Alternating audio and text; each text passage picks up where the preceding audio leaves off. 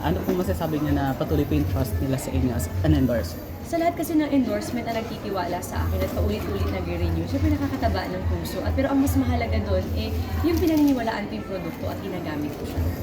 Ano po yung top 3 favorite of mga appliances niyo? Sabi ko kanina, gusto ko kanilang, syempre, rice cooker. Actually, yung griller maganda. At saka yung bago nila for the sandwich. Wala pa ako doon, kaya kukuha ako. Miss Marian, parang sunod-sunod yung balita na nag-break ng records yung Rewind.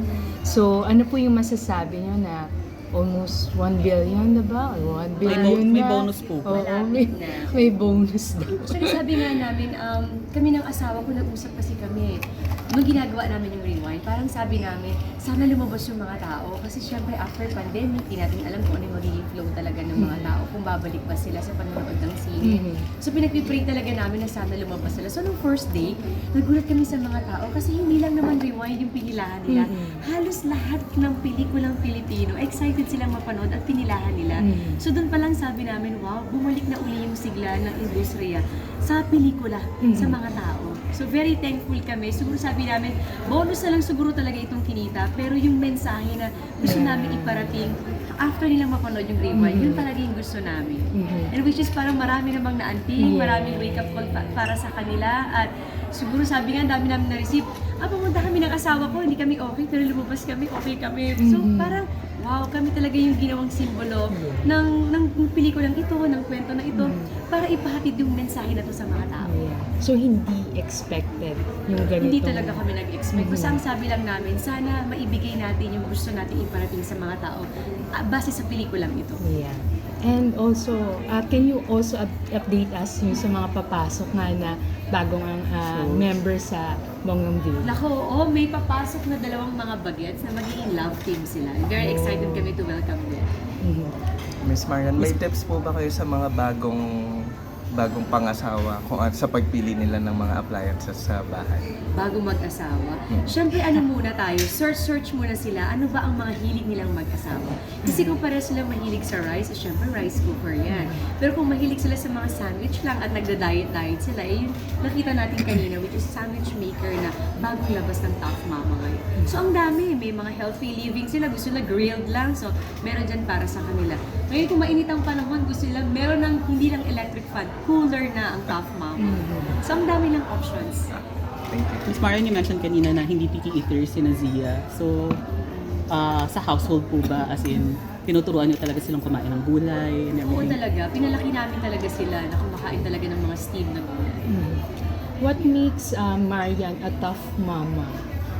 Ay hindi, lahat talaga gagawin ko para sa pamilya ko. So, hindi ako mag-excuse na busy ako, pagod ako, wala yun sa akin. Basta mabigay ko yung dapat para sa family ko, gagawin ko. Kahit walang tulog from work, okay ako. So, Miss Marian, for my guardian alien naman po, kamusta naman po na makatrabaho ko si Sir Gabby Concepcion as your leading mom? Actually, inaasar niya ako. Sabi niya, ano ba to? Tuloy na ba to? Kasi parang 4 na beses na ako nag-yes sa project namin na hindi natutuloy. So, ngayon, natuloy na kami. Kaya niloloko niya ako na tuloy na ba talaga? Hanggang sa halfway na kami sa soap. And lastly po, kamusta po yung dynamics niyo with Direk Zig Dulay since this is his first time din po working with you? Sobrang daling katrabaho. Sabi ko nga, ito yung mga masarap katrabaho na director na very open sila kung paano mo i-execute yung character. At kung meron ka man na nakukonfuse ka, hindi siya mahirap lapitan para itanong kung ano bang dapat mo gawin dun sa character na yun. Any advice po to the young women na gusto rin maging independent, like kunwari matuto magluto? Kasi po di ba parang yung main target audience ng Tough Mama is mga mothers. Paano naman po sa mga young women?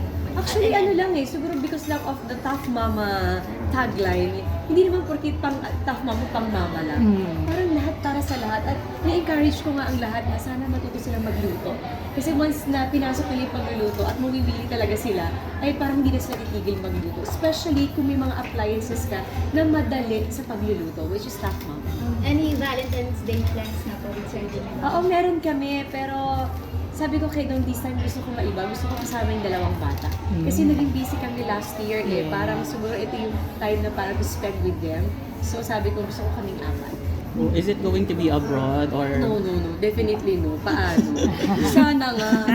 Puro shoot. Paano? Pero nakapagpahinga naman na po ang Miss Yung Marlon. totoo, hindi. Hindi pa. Kasi sabi ko nga after the movie, kasi grabe talaga October, November, December, dire-diretso. Even Christmas na sa labas kami. Pero okay lang yun. Talagang sinabi talaga namin, pinaliwanag namin sa mga anak namin, napaka-importante ng project na to para sa amin. At sinuportahan naman kami, especially with Zia na nakakaintindi talaga. So sabi ko ngayon na medyo nakakahinga-hinga ng kahit pa isa-isa o pangat dalawang araw, spend time with daddy. With the success po of Rewind, may mga nakapila na po bang movie projects? Meron. Miss Marian? Sorry, anong bagong expect sa bagong season ng Momo? Naku, ang dami. Kasi si Dong na ngayon ang nakakakita ng Mumu, hindi na ako. At, kailan ba ito ilalabas? Mas kasi yun, kasi may isang episode na may mga Ano po ang paboritong ulam ni Miss Marian Rivera? dami po eh. Lahat ng Filipino food gusto ko. Medyo siguro bilang laki siguro akong probinsya, mas gusto ko talaga yung mga Filipino food.